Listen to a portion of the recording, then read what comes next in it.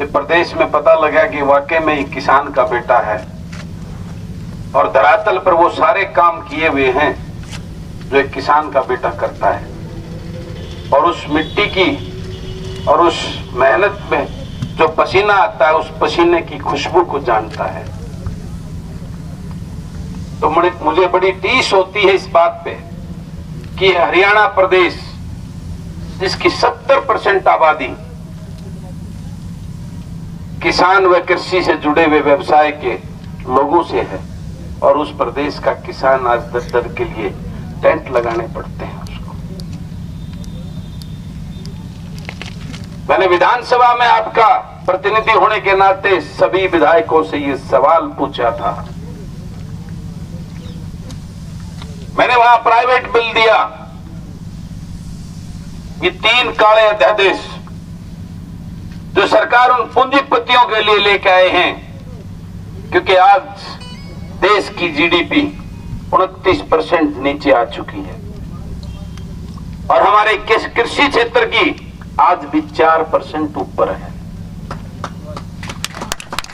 आज इस देश की अर्थव्यवस्था को जो थामे हुए है वो मात्र कृषि क्षेत्र है हमारा, जिसको आप खून पसीने से कर इस देश और प्रदेश का पेट भरने का काम करते हैं। अब उन बेईमान बड़े बड़े पूंजीपतियों की निगाहें आपकी इस खेती पर पड़ गई है। उन्होंने ये 3 अध्यादेश बनवा दिए हैं। इस देश के जो बड़े अडानी, अंबानी और इसके 5-4 जो ग्रुप हैं, उनकी निगाह आपकी जमीन पर, इसकी खेती पर आ गई है, कृषि पर आ गई है कि ये किसान इसको कैसे कर रहा है, ये तो हम इसको बिजनेस के रूप में करें और इस किसान को अपना मजदूर बना के इससे काम लें। और उसी के मद्देनजर ये 3 अध्यादेश, पहला जिसके अंदर वो खरीद की एमएसपी की बात आती है, उसमें कहीं जिक्र नहीं है उस एमएसपी का। उसमें यह जिक्र है कि किसान अपनी मर्जी के भाव तय करेगा, उसको फायदा होगा। ये बीजेपी वाले नंगड़ ये बोल रहे हैं, था वहां होगा क्या?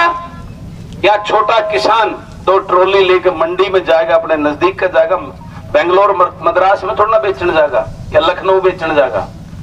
वो मंडी में जाएगा और वो जो व्यापारी, जो बड़ी कंपनियों के वहां लोग बैठे होंगे, वो कह देंगे हम तो को नहीं खरीदते। तो वो क्या करेगा किसान? 2 दिन बैठा रहेगा, 3 दिन बैठा रहेगा, चौथे दिन सरेंडर कर देगा, ले लो जिस रेट में लेनी। यही तो होने वाला होगा ना। तो ऐसे किसान को बर्बाद करेंगे।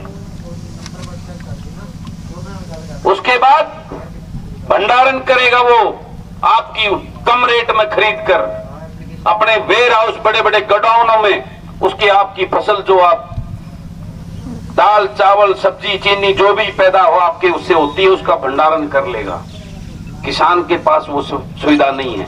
किसान तो अपने घर में महीना 20 दिन 2 महीने का रखता है, उसके बाद वही किसान उसको खरीदने के लिए उस पूंजीपति के पास जाएगा, और जो चीज 10 रुपए में आपसे वो खरीदे है इसने, वो 200 रुपए में आपको वापस बेचने का काम करेगा। ये है वो अध्यादेश। फिर कॉन्ट्रैक्ट फार्मिंग, उसमें आपके साथ कॉन्ट्रैक्ट करेगा। अंग्रेजी में कॉन्ट्रैक्ट होंगे, बड़े बड़े वकील आएंगे, उनके महाराणा अगर समझ में को नहीं आवत हमने बता देंगे इसमें क्या लिख रखा है। उसमें न्यू लिख रखा है कि आपका जो ये एग्रीमेंट होगा इससे वो लोन भी ले सकता है। ये आपको पता नहीं इस बात का।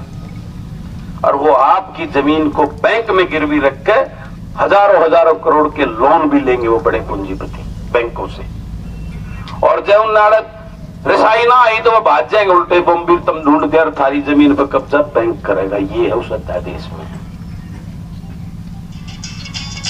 मैंने वो प्राइवेट बिल दिया, उसमें मैंने यही तो कहा था कि जो एमएसपी रेट है उस पर कानून बना दोगे, उस तक कम कोई खरीदेगा, उसके ऊपर जो है ना कानूनी कार्रवाई होगी।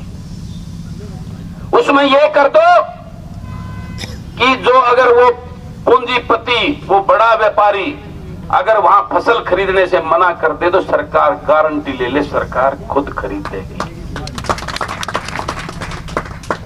उसमें जो वो पूंजीपति जो फसल को खरीदेगा तो सरकार किसान के पैसे की गारंटर बन जाए। जब 15 दिन में वो ना देता तो सरकार उसने पैसे देगी किसान को। कोई गलत लिखा था कि उसमें? मैंने उसमें ये लिखा था जो वो पूंजीपति 10 रुपए की चीज खरीद के 200 रुपए में ना बेचे, उसका रेट निर्धारित कर दो। वो 10 रुपए की चीज ठीक है अपना वो ले गोडाउन उसके वो कोल्ड स्टोरेज में उसमें रखेगा, उसका खर्चा होगा, उसके वो करेंगे। तो 10 रुपया की चीज ने 20 रुपया में बांट दे, उसका रेट निर्धारित कर दो, किसान को और सबको लूटने का काम ना हो। गलत लिखा था क्या मैंने? उसके बाद मैंने ये लिखा था कि ये क्लाज काट दो जमींदार की उस एग्रीमेंट पे, वो पूंजीपति लोन नहीं लेगा उसकी जमीन के ऊपर। क्या गलत लिखा था मैंने? ये 4-5 चीजें थी जिसको अमेंडमेंट कर दो, उसके बाद तीनों अध्यादेशों को ले आओ, हमें कोई एतराज नहीं। लेकिन ले कौन आवे? वो अध्यादेश तो बने ही उन पूंजीपतियों को ने अपने दफ्तरों में बना के सरकार को दे रखे, क्योंकि सरकार का रिमोट तो उन पूंजीपतियों के हाथ में वही चलाती हैं। आपको मजदूर, आपके खेत पे मजदूर बनाना चाहती है, ये इसकी मंशा है इसकी। मैं आपको कहना चाहता हूं, आपको सदैव सावधान होना पड़ेगा। जो 6 साल पहले ये भारतीय जनता पार्टी के पाखंडी नेता कपड़े उतार कर किसान के लिए आय दुगनी करने के जो नौटंकी ड्रामे किए थे, अब वक्त आ गया है उनके कपड़े आपको उतारने पड़ेंगे, ये कहने आपके बीच में आया हूं। मैं विधानसभा की बात आपने देखी होगी, लाइव चल रहा था, मैं हैरान था वहां पे। मुझे पता लगा मेरे से पहले 2 हमारे साथी कांग्रेस के विधायक महोदय यहाँ आए थे। मैंने एक से पूछा था, भैया बोलो, उस किसान की वोट पे 70% आबादी इस प्रदेश की किसान और उससे जुड़े हुए लोगों की है। उन्होंने वोट देकर अपना वकील बनाकर आपको विधानसभा में भेजने का काम किया है। क्या कर रहे हो? वो लोग आपसे जवाब मांगेंगे, बोलते क्यों नहीं?